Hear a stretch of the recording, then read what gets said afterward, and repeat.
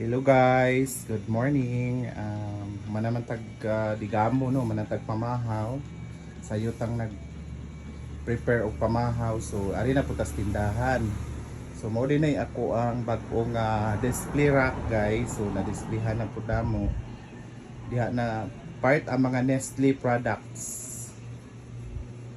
Diha na siya guys, no. So diha pud ang mga biscuit na area. Tapos si Senior Santo Niño o si Mama Mary.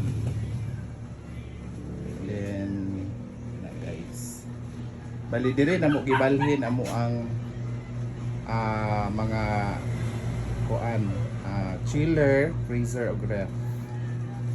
So diha na guys, mo na among biscuit area guys. Diha. Then dire mga candies, cigarettes. Yan diha po namong mga suka o patis ana mga kuan. So halos na nakita na yung display guys, pero kulang pa gid amo ang mga items. Lahi ra gyud ng naadyo kay pang capital gyud nga dinagko no. So kami gud guys garuling lang gyud ni everyday. So mo na among mga beer diha, among mga water. So kana among mga kuan, kahoy kana. So don't mind sa among mga kanang mga damit nga nakasampay guys kay mga bag-o na nga nilabhan na mo guys. So diha gid na mo ginasampay guys kay mas safe man siya guys, even muulan siya sa gawas or wala nakabalo ba muulan, at least na ay makuan. So mawala din ha mo ang mga kuan, mga ilimnon diha guys. So muna, so diri dapit guys.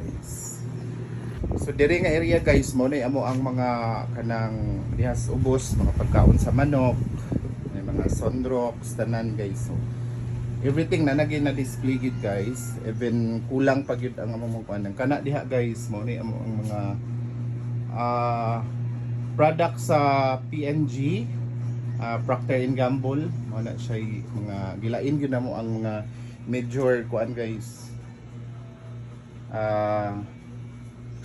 major products.